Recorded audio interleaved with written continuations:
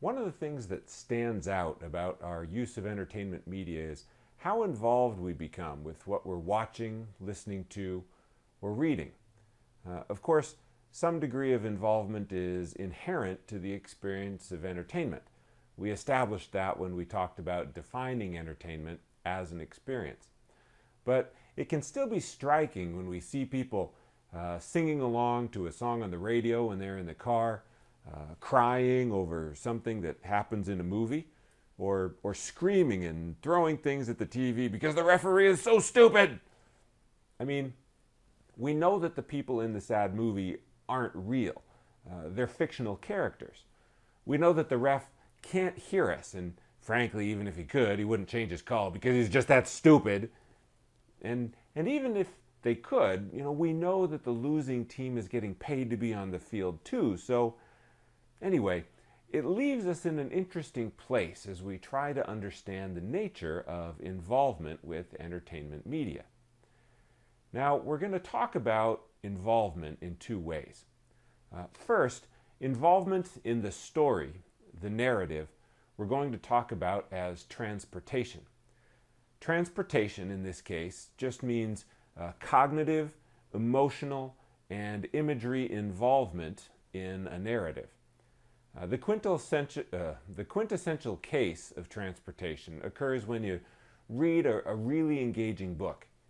Pretty soon you're losing track of time, entirely engrossed in the story, the characters, and so on. Think about when you were reading the Harry Potter books for the first time, or maybe it was The Hobbit when you were in middle school, or a Stephanie Plum detective story, whatever.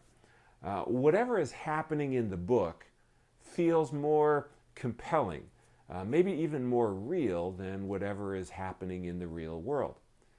Now, transportation does not mean that we've lost track of what is real and what isn't. It just means that we're highly involved. We care more about the characters. We think more about what's happening. We are transported in an emotional and cognitive sense into the narrative.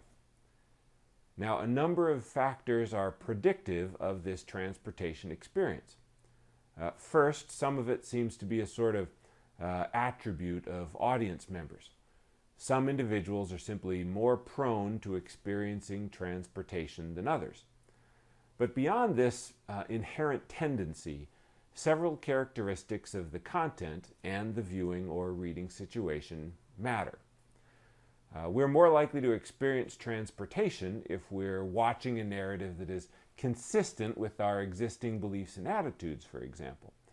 If we're reading a story all about how marijuana ruins lives and destroys people's health, we're more likely to be transported if we agree with those perspectives, and less likely to be transported if we think that they're a load of rubbish. Another factor that predicts transportation is the difficulty of the media content. We are unlikely to be transported if the media content is overly simple. Imagine getting carried away as an adult reading Harold and the Purple Crayon. We're also less likely to be transported if the material is overly difficult. Middle school you probably didn't get utterly lost in the world of the Brothers Karamazov by Fyodor Dostoevsky. Another type of involvement with media texts is parasocial interaction, also parasocial relationships. The para here is from the same Greek root that gives us paralegal, parallel, and paramedic. It means basically beside or alongside. Parasocial relationships aren't exactly social relationships, just like paralegals aren't exactly lawyers, but they do a lot of the same things and work in a lot of the same ways. A parasocial relationship is one that is an essentially one-sided relationship that one has with a media figure. For example, I used to watch a show produced by Joss Whedon called Firefly. The main character of Firefly was Captain Mal Reynolds, played by Nathan Fillion. I liked the character. Rough around the edges, no nonsense, heart of gold, space cowboy. What's not to like? The show was only on the air for a year, but later Nathan Fillion got a TV show in which he played writer and crime solver Rick Castle, and I watched that show for years. I like the character. Rough around the edges, heart of gold. Anyway, I don't think Rick Castle or Nathan Fillion are my buddies or anything like that. But they do feel familiar, sort of in the same way real-life acquaintances do. When I watch Castle, I care about what happens to the characters in sort of the ways that I care about what happens to people I know in real life. Obviously not as strongly, but there it is. Now that's a parasocial relationship because it's ongoing. Parasocial interaction is the same thing as it's being experienced in a transitory way. Now, a couple of interesting things about parasocial relationships. First, they don't have to be positive, and second, they can end. Well, think about your real life relationships. Are they all positive? Well, of course not. Some people you know in real life annoy you, infuriate you, and so on. That's not the same thing as not caring about them at all. You obviously do care, just in a negative way. We can have similarly negative parasocial relationships. So there used to be a show on NBC called Heroes.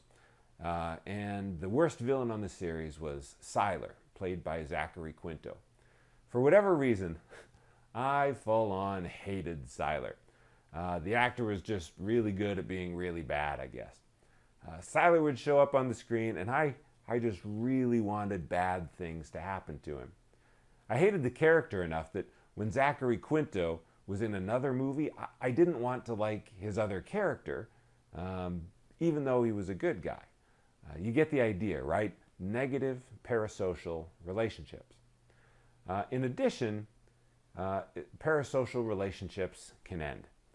This is sometimes called parasocial breakup, and this is what we experience at the end of a series, like when we close the last Harry Potter book, or when we see the season finale of a TV show we've watched a long time with characters that we've cared about. Parasocial breakup results in an increased sense of sadness and loneliness, much like the experience of having real-life friendships end. Now, it's easy to be dismissive of things like parasocial relationships and transportation. Obviously, when carried to their extremes, they're probably not real healthy, but they are actually entirely normal. Pretty much everybody experiences transportation in response to media narratives. And pretty much everybody experiences parasocial relationships at least once in a while. This may be because of a phenomenon called the willing suspension of disbelief.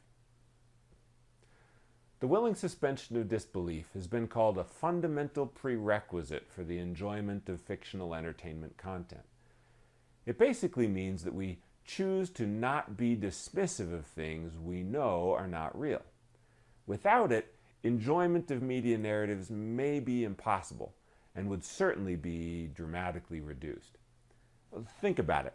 Without this willing suspension of disbelief, every minute of watching Star Wars is going to be spent saying, you know, that's ridiculous. There's no such thing as giant bear people. There's no such thing as laser swords.